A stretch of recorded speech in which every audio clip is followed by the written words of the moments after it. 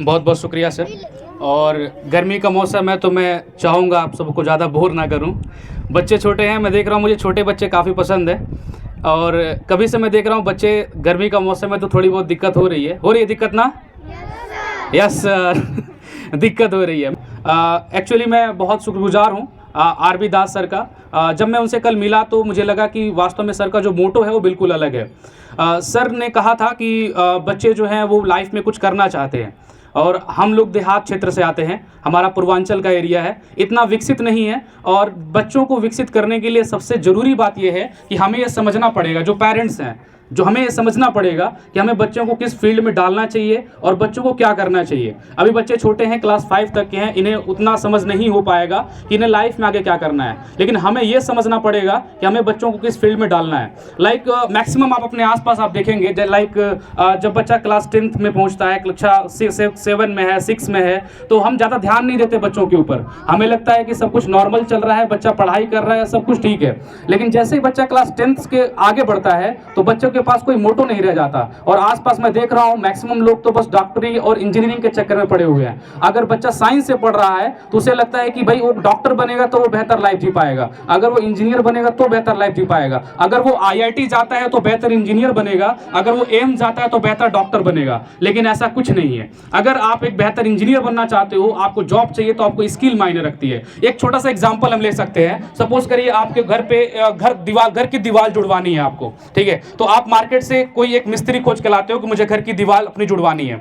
तो आपके पास दो लोग आते हैं, एक आता है जो कहता है कि मेरे पास मिस्त्री की डिग्री है, मैंने उसमें PhD कर रखा है दीवार जोड़ने में, और दूसरा आता है कहता है कि मैंने कुछ नहीं किया, बस मुझे दीवार जोड़ना आता है। आप जॉब किसको दोगे? जिसके पास डिग्री है या फिर जिसको करने आता है? जिसको करने आता है आप उसको जॉब दोगे, कहोगे मेरे वहां रहो, आप मेरा घर बनाओ। जिसके पास डिग्री है उसे कुछ करने नहीं आ रहा, उसका कोई मतलब नहीं है। और मैक्सिमम यही हो रहा है, बच्चे ग्रेजुएशन तक पहुंच रहे हैं, ग्रेजुएशन में मैक्सिमम BSc कर ले रहे हैं, BA कर ले रहे हैं, BTech कर ले रहे हैं, एम्स में चले जा रहे हैं, MBBS बन जा रहे हैं। इसके बावजूद जब उनके पास स्किल नहीं रहेगी तो अपने आप को डेवलप नहीं कर पाएंगे, उन्हें जॉब कोई नहीं देगा। मैक्सिमम IITs की मैं बात करता हूं, जिसे ज्यादा तवज्जो दिया जाता है इंडिया में, maximum Indian institute of technology, 100% placement वहां पर भी नहीं है।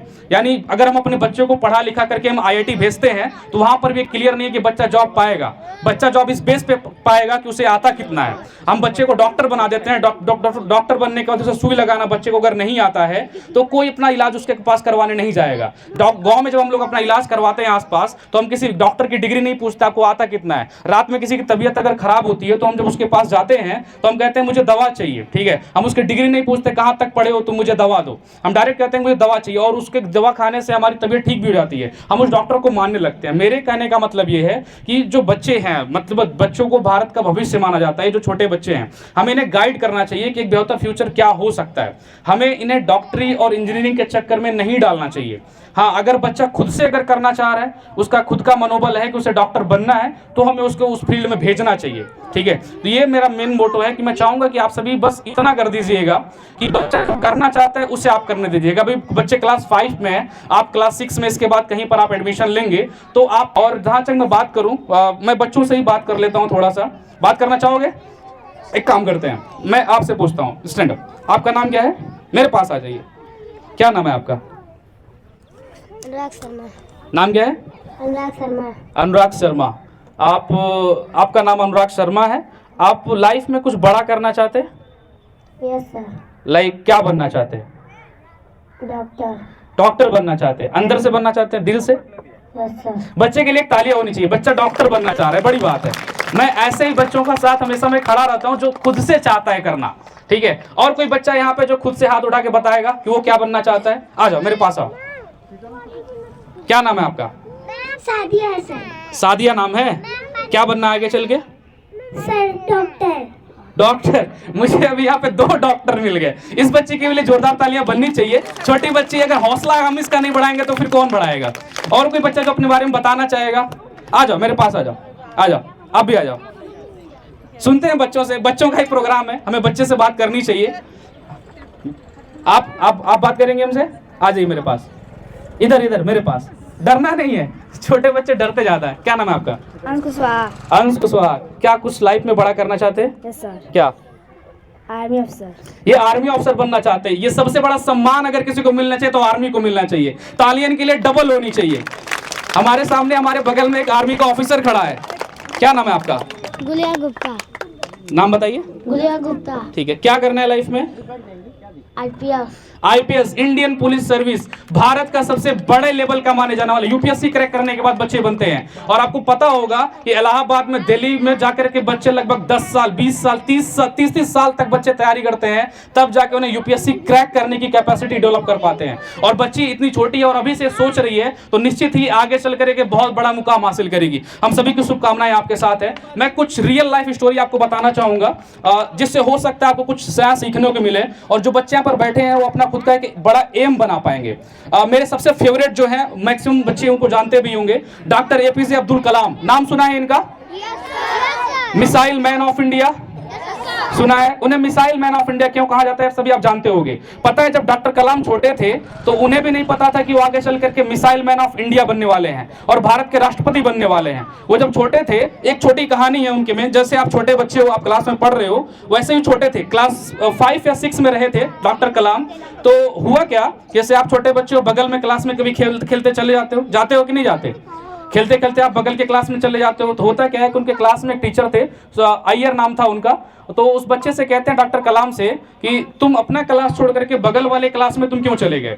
उनको वो पनिश करते हैं, कहते हैं तुमको ऐसा नहीं करना चाहिए, ठीक है। उनको बहुत डांटते हैं, बोलते हैं। लेकिन होता क्या है, अगली बार जब वो सर मैथ का पेपर सेट करते हैं डॉक्टर कलाम सर के लिए, मतलब पूरे बच्चों के लिए, तो डॉक्टर कलाम सर उन्हीं के सब्जेक्ट में 100 आउट ऑफ 100 पाते हैं और प्रूफ कर देते हैं कि सर ने उन्हें डांटा था तो उनके भले के लिए डांटा था। और डॉक्टर कलाम आगे चल करके मिसाइल मैन ऑफ इंडिया बनते हैं। एक भारत की एक बहुत बड़ी महिला है, मैं बहुत सम्मान करता हूं उनका, लगभग आप सब उनके बारे में जानते होंगे। अरुणिमा सिन्हा नाम है उनका, और बहुत बड़ी मोटिवेशन है वो मेरे लिए भी। और उनके बारे में मैं थोड़ा सा आपको बताना चाहूंगा, ज्यादा मैं टाइम आपका लूंगा नहीं।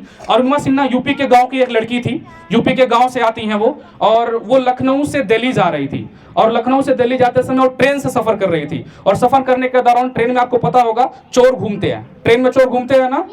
तो उन्होंने क्या किया, उनका चैन, सोने की चैन अपने गले में पहनी थी, सोने की चीजें उन्होंने पहनी थी, तो चोर उनकी चीजें छीनने के चक्कर में अरुणिमा सिन्हा को धक्का दे देते हैं। और धक्का देने के बाद अरुणिमा सिन्हा ट्रेन से नीचे गिरती है, बगल से एक और ट्रेन जा रही थी, अरुणिमा सिन्हा दूसरे वाले ट्रेन से टकराती है और नीचे गिर जाती है। और जैसे ही नीचे गिरती है, ट्रेन उनके ऊपर से गुजर जाता है। कुछ समय बाद अरुणिमा सिन्हा उठने का प्रयास करती हैं तो उठ नहीं पाती, क्योंकि उनके जो दोनों पैर थे वो कट चुके थे। वो अरुणिमा सिन्हा होश में थी, सब कुछ देख रही थी, पहला वाला पैर पूरा कट चुका था, जो दूसरा वाला पैर था उसके अंदर से जो बोन होते हैं, हड्डियां होती हैं, वो टूट टूट करके बाहर आ रही थी। अरुणिमा सिन्हा एक बेसबॉल प्लेयर थी, एक प्लेयर होने के नाते उनका स्पिरिट मरा नहीं, वहां पर भी वो स्ट्रगल करती रही। पूरी रात रेलवे स्टेशन के दोनों पटरियों के बीच में वो पड़ी रही। 49 ट्रेनें दोनों तरफ से गुजर जाती हैं, कोई देखने वाला नहीं होता कि अरुणिमा सिन्हा उन ट्रेन की पटरियों के बीच में मर गई या अरुणिमा सिन्हा वहां पे जिंदा है। सुबह होता है तो उन्हें आसपास के लोग अस्पताल में लेकर के भर्ती कराते हैं। इसके बाद अरुणिमा सिन्हा को काफी समय लगता है रिकवर करने में। आप सोच सकते हो कि अगर किसी के लाइफ के साथ इतना बड़ा अगर हादसा हो जाए तो वो तो अपनी जिंदगी भूल जाएगा। जो लड़की इंडिया के लिए खेल रही थी बेसबॉल के लिए, उसके दोनों पैर अब कट चुके हैं।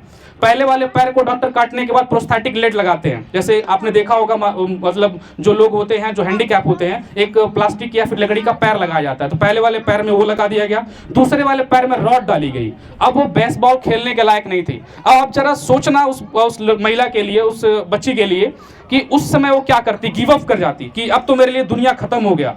आप सोच सकते हैं कि उसने क्या कहा।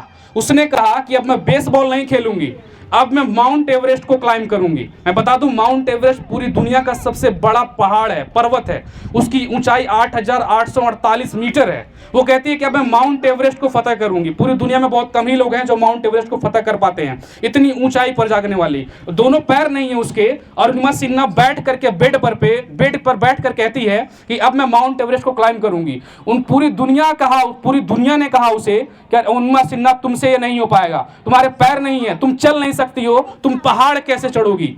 तुम नहीं कर सकती ये, लेकिन वो हारती नहीं, उसके घर वाले उनका साथ देते हैं। 1984 में बछेंद्री पाल जो ऑलरेडी माउंट एवरेस्ट सबमिट कर चुकी थी, उनसे मिलती है अरुणिमा सिन्हा। जैसे अरुणिमा सिन्हा मिलती है तो कहती है कि मैं माउंट एवरेस्ट क्लाइंब करना चाहती हूँ मैम। तो अरुणिमा सिन्हा की बात सुन करके कहती है बछेंद्री पाल कि तुम इस हालत में, जब तुम्हारे दोनों पैर सलामत नहीं है, तुम ठीक से चलने के काबिल नहीं हो, और तुम कह रही हो कि तुम माउंट एवरेस्ट क्लाइंब करोगी। अरुणिमा, तुम ऑलरेडी माउंट एवरेस्ट क्लाइंब कर चुकी हो, तुम्हें माउंट एवरेस्ट क्लाइंब करने की कोई जरूरत नहीं है। इसके बाद भी अरुणिमा मानती नहीं है। अरुणिमा ने हार नहीं मानी। बछेंद्री मैम पाल की सहायता से अरुणिमा ने सिर्फ माउंट एवरेस्ट को फतह ही नहीं किया, बल्कि भारत की पहली वो दिव्यांग महिला बनी जिन्होंने माउंट एवरेस्ट को फतह किया। और अरुणिमा सिन्हा को आप रियल लाइफ में जब सुनेंगे तो वो अपनी एक लास्ट लाइनें बोलती हैं, मैं बस उन्हें आपके सामने बोल देता हूं। वो कहती है कि अभी तो इस बाज की असली उड़ान बाकी है, अभी तो इस परिंदे का इम्तिहान बाकी है, अभी तो बस लांघा है समुद्रों को, अभी तो पूरा आसमान बाकी है।